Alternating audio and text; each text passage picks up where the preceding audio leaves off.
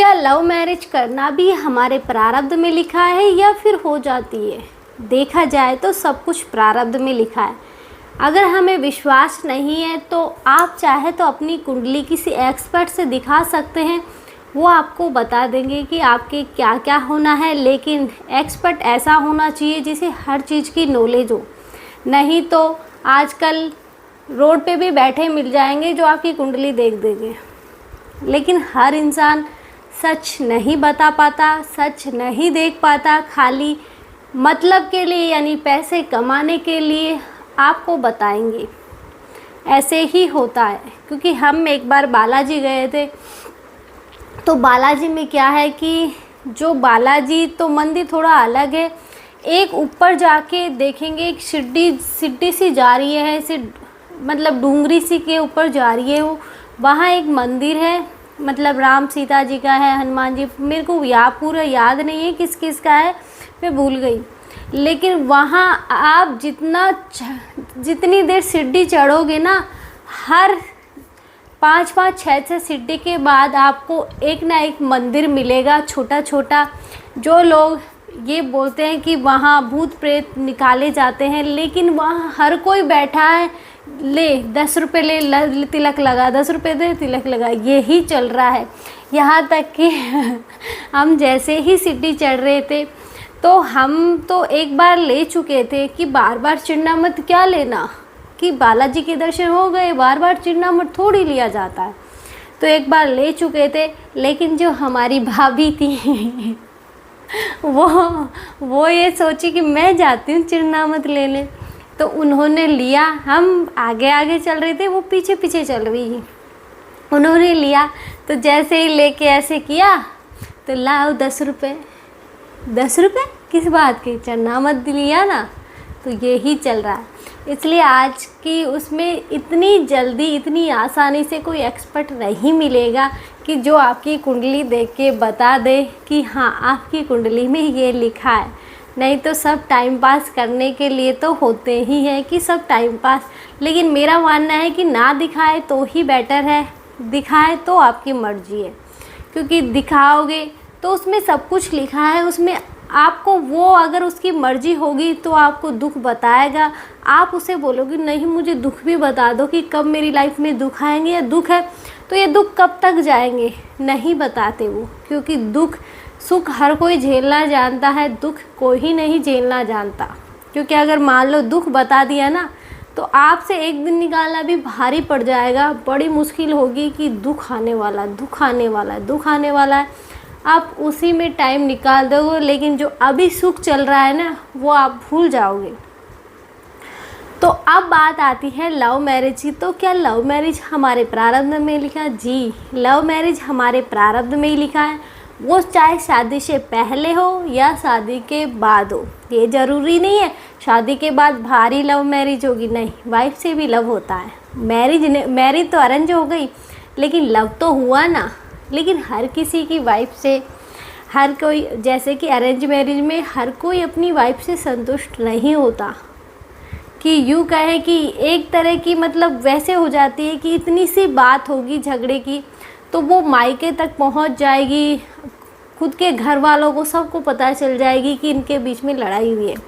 यहाँ तक कि वो लोग कमरे में कभी झगड़ा ही नहीं करेंगे, सब पब्लिक के सामने झगड़ा करना ही पसंद करेंगे। यही होता है अरेंज मैरिज में अधिकतर, कि तुम्हारा एक एक पॉइंट तुम्हारे घर वालों को पता होगा कि क्या चल रहा है तुम्हारे बीच में। ये होता है अरेंज मैरिज के ना वो। हालांकि लव मैरिज में भी ऐसे होते हैं, लेकिन लव मैरिज अधिकतर जो लोग हैं जो सच में लव करते हैं एक दूसरे से, वो कभी अपना झगड़ा घर वाले तो क्या बाहर वाले किसी को नहीं बताएंगे। दिखाना तो बहुत दूर की बात है, बताना भी पसंद नहीं करेंगे। क्योंकि वो दोनों ये जानते हैं कि मेरी इसकी दोनों की अगर कुछ झगड़ा हुआ तो बिना मतलब बहाने फिर ताने मारे जाएंगे, तो ये सब चलेगा। तो इससे अच्छा है शांति से कमरे में ही लड़ लो, यही बेटर ऑप्शन है। कि पब्लिक को दिखा के, पब्लिक वो बोलते हैं ना कि आग में घी डालने का काम करती है। फिर यही बोला जाता है और कर ले अपनी पसंद की लड़की से शादी। यही होता है हर घर में। ऐसे ही जब भगवान श्री कृष्ण की बहन सुभद्रा की शादी होने वाली थी, उनके जो भाई थे बलराम जी, उन्होंने, जो शकुनी और दुर्योधन थे, उन्होंने चाल चली थी कि इनका बलराम जी का शिष्य बनेगा दुर्योधन, तो वो जो दक्षिणा है यहाँ गुरु को देनी थी, लेकिन गुरु की इच्छा थी कि वो उससे कुछ मांगे। तो उन्होंने उनकी बहन का हाथ मांगा कि मैं आपकी बहन से शादी करना चाहता हूँ।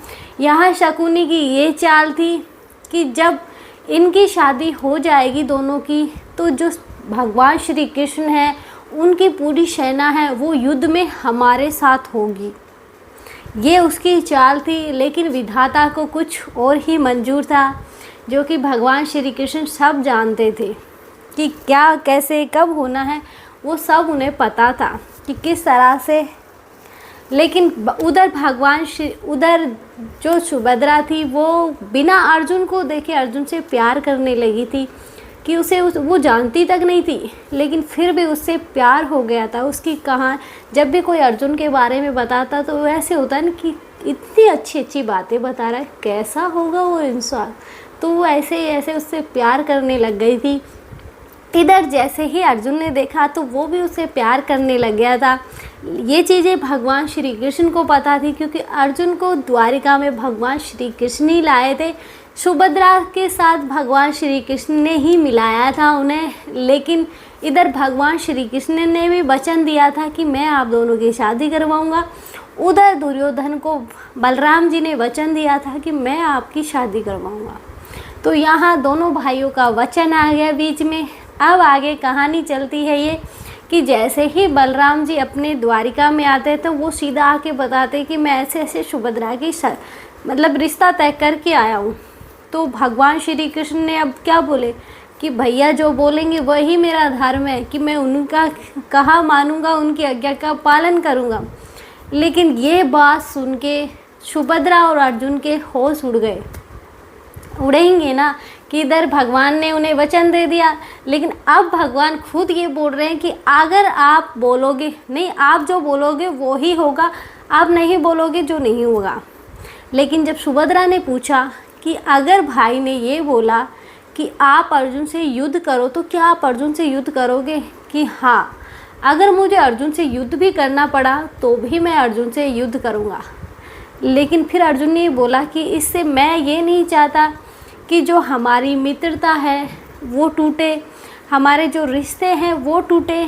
इस पर भगवान श्री कृष्ण ने ये बोला था कि रिश्तों का क्या है, तुम्हारा प्यार सच्चा है ना, और जो होना वो ही है जो प्रारब्ध में लिखा है। तुम कुछ नहीं कर रहे, जो होना है वो होके रहेगा, तुम्हारे चाहने से कुछ नहीं हो रहा। तो उन्हें दोनों को उन्होंने समझाया कि तुम दोनों टेंशन मत लो, कि जो होना है वो होगा, और तुम दोनों का मिलना लिखा है। लेकिन सुभद्रा को विश्वास नहीं हो रहा था। अर्जुन ने सुभद्रा से ये बोला था कि मैं अपने, क्योंकि दुर्योधन उसका भाई है, कि मैं खुद के ही खुद के ही परिवार में, यानी कि उसकी शादी तय हुई है और मैं लेके तुझे जाऊं तो ये मेरे लिए पाप है। लेकिन तब भगवान, जो सुभद्रा थी, वो ये बोल रही थी अगर मेरी उससे शादी हो गई तो क्या मैं खुश रह पाऊँगी, और क्या मैं तुम्हारे बिना जी सकती हूँ? नहीं जी सकती मैं तुम्हारे बिना। लेकिन बात यही आ जाती है कि मैं शादी कैसे कर सकता हूँ, मैं नहीं कर सकता शादी। तो सुभद्रा ने ये बोला था कि अगर तुम शादी नहीं कर सकते, फिर अर्जुन ने ये भी बोला था मैं जा रहा हूँ अभी, कि अगर तुम शादी नहीं कर सकते तो कल तुम जाओ तो पीछे पलट के एक बार महल की छत पे देखना, वो मेरा और तुम्हारा आखिरी वो होगा कि आखिरी बार तुम मुझे देखोगे, उसके बाद मैं तुम्हें कभी नहीं दिखूंगी। यहाँ तक कि बोला था। लेकिन इतनी सुनने के बाद सुभद्रा चली गई थी कि अब आगे क्या बोले। अब बात आती है भगवान की, क्योंकि भगवान को सब पता होता है, क्योंकि अगर उन दोनों का मिलन नहीं होता तो अभिमन्यु जन्म नहीं लेता तो आज जो अभिमन्यु का इतना कम उम्र में इतना नाम हुआ वो नहीं होता। भगवान श्री कृष्ण ने उन्होंने यही बोला था कि तुम्हारा मिलन निश्चित है, उसे कोई नहीं बदल सकता, वो चाहे कैसे भी हो, क्योंकि तुम दोनों के मिलन से ही एक योद्धा का जन्म होना है जो बहुत कम आयु में अपना नाम रोशन करेगा, युगों युगों तक जाना जाएगा। वो था अभिमन्यु, कि आज भी लोग ये जानते हैं कि वो इतनी कम उम्र में अर्जुन ने जहाँ जो वो चक्रव्यूह था वो तोड़ना बाद में सीखा था, उससे पहले तो जो अभिमन्यु था वो तो गर्भ में ही सीख गया था चक्रव्यूह तोड़ना, लेकिन गर्भ में उसने चक्रव्यूह तोड़ना सीखा था, चक्रव्यूह से बाहर निकलना नहीं सीखा था। यही हुआ था अभिमन्यु के साथ, क्योंकि उसकी आयु पहले से निश्चित थी कि इतनी ही आयु होगी। इसलिए अब भगवान श्री कृष्ण ने ये बात कही कि जो रुक्मणी जी थी, माता लक्ष्मी, उनसे बोला कि तुम किस तरह से तुमने किया था उस टाइम, क्योंकि तुम्हारे सामने भी ऐसी ही परिस्थिति थी कि तुमने किस तरह से इस परिस्थिति का सामना किया था। अब तुम सुभद्रा को बताओ कि उसे कैसे इस परिस्थिति का सामना करना है। तब सेम वही हुआ था जो भगवान श्री कृष्ण और रुक्मणी जी के साथ हुआ था, कि लेकिन यहाँ परिस्थिति कुछ अलग हुई। वहाँ हरण भगवान श्री कृष्ण ने रुक्मणी का किया था, लेकिन यहाँ उल्टा हुआ, क्योंकि भगवान ने रुक्मणी जी के कान में ये बोला था कि इससे ये बोलो कि रथ ये ना चला के अर्जुन ना चलाए, कि अर्जुन पीछे बैठेगा, ये रथ चलाएगी, क्योंकि यहाँ उसका भाई था सामने, कि भाई बोलेगा तो मैं युद्ध करूँगा, लेकिन वो भी तो उन्हें रोकना था कि ये भी कैसे कैसे टल जाए, क्योंकि वहाँ उनका भाई सामने नहीं था, भाई साथ में खड़ा था।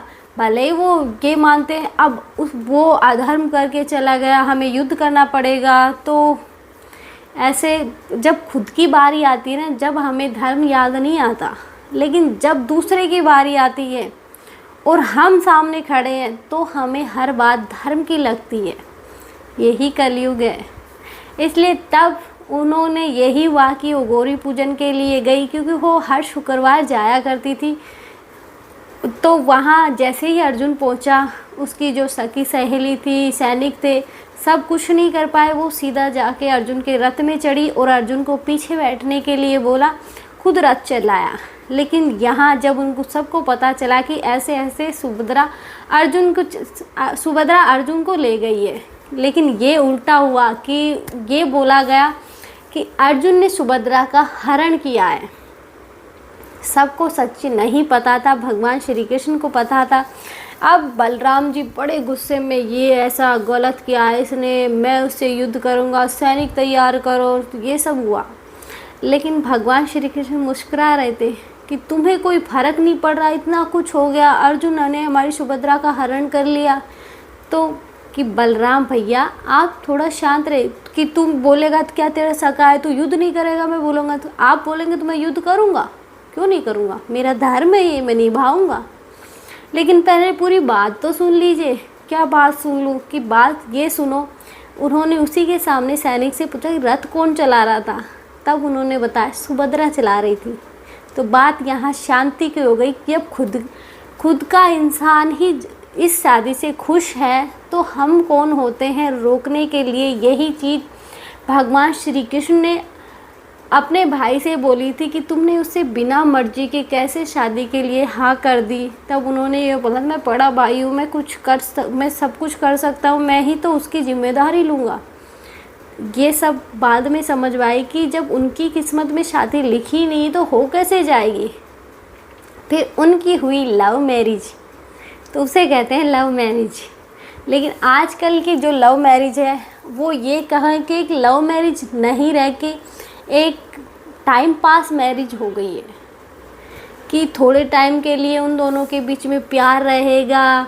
वो उसे अपने माता पिता सबको छोड़ के उसके साथ आ गई, लेकिन वो कुछ टाइम के लिए खुश तो रखता है, लेकिन फिर जैसे ही प्रॉब्लम शुरू होती हैं वो सारा दोष उस पर मर देता है कि आज तूने अगर मेरे से शादी नहीं की होती तो आज जो मेरे घर वाले मेरे खिलाफ़ हैं वो नहीं होते। लेकिन लड़की कभी ये नहीं बोलती कि मैंने ये किया है तो मेरे घर वाले के खिलाफ, भले ही लड़की के माँ बाप उसके साथ नहीं हैं, लेकिन लड़की नहीं बोलेगी, लेकिन लड़के को थोड़ा सा दुख आते ही वो यही चीज़ बोलेगा। यहाँ तक कि जब भी मैंने बहुत सारे किस्से सुन रखे लव मैरिज के, अलग अलग उसमें सुना सकती हूँ, एक साथ तो बहुत हो जाएगा। क्योंकि होता ये है कि कुछ टाइम तो चलती है ये सब, हंसी खुशी चलता है जब तक उनके पास पैसे हैं, घर वाले साथ दे रहे हैं, लेकिन जैसे ही अब घर वालों ने हाथ खड़े किए तो अब उनके बीच में मार पिटाई शुरू हो जाती है। आदमी दारू पीने लग जाता है, घर आके वाइफ को पीटता है। ऐसे बहुत लव मैरिज वालों की कहानियाँ सुनी है मैंने। यहाँ तक कि ऐसी ऐसी कहानियाँ सुनी हैं कि जो लड़की घर से बाहर काम करने नहीं जाती थी, वो आदमी कुछ नहीं कर रहा। लव मैरिज करते टाइम तो दोनों ने कर ली, दोनों की मर्जी थी, कर ली, होनी थी हो गई। लेकिन अब कंडीशन ये हो गई कि आदमी कुछ कमा नहीं रहा और वो बेचारी खेतों में मजदूरी करती डोल रही है कि कुछ पैसे घर में आ जाए, काम तो चले। प्रेग्नेंट अलग से है फिर भी जा रही है मजदूरी करने, तो क्या हालत होती होगी। लेकिन ऐसा नहीं है कि हर इंसान ऐसा ही हो, लव मैरिज में ऐसा नहीं होता, बहुत कम होता है। बहुत कम इंसान होते हैं जिन्हें सच्चा प्यार मिलता है। हर किसी को सच्चा प्यार नहीं मिलता, और ना वो ये बोला जाता है कि हर किसी को सच्चा प्यार किस्मत में नहीं होता। बस कुछ टाइम के लिए वो प्यार होता है, फिर दूसरा प्यार ढूंढने के लिए निकल जाते हैं। ऐसा प्यार नहीं चाहिए। प्यार सच में हो तो करो ना, किसने मना किया। अगर तुम सच्चे प्यार के लिए जा रहे हो तो अच्छी बात है, लेकिन कुछ टाइम के बाद ये प्यार बदल जाएगा तो ये प्यार नहीं है, एक हवस हो गई कि हवस पूरी कर रहे हैं। बस कुछ टाइम बाद हवस पूरी हो गई, अब ये पुरानी हो गई, नई ढूंढो, तो ये प्यार नहीं है। प्यार होता है, प्यार को प्यार की तरह लो ना। आपको ज़िंदगी ऐसे रंगीन लगेगी कि हाँ सच में लाइफ चाहे दुख हो सुख हो, हमेशा खुश रहना सीखो उसके साथ। और ये मत सोचो कि ये अब इतने टाइम हो गया मैं इसके साथ और नहीं रह सकता, ये मत सोचो। ये सोचो मैं इसी के साथ रहूँगा, यही प्यार है। तो आज के लिए इतना ही। जय श्री राम। मिलते हैं नेक्स्ट वीडियो में। गलती हुई तो सॉरी, क्योंकि मैंने ऐसा कुछ नहीं बोला, फिर भी आपको कहीं ना कहीं बुरा लगाओ कि नहीं ये गलत है, तो उसके लिए सॉरी। मेरे जो ओपिनियन थे वो मैंने आपके साथ शेयर किए, आपके क्या है वो आपकी मर्ज़ी। जय श्री राम।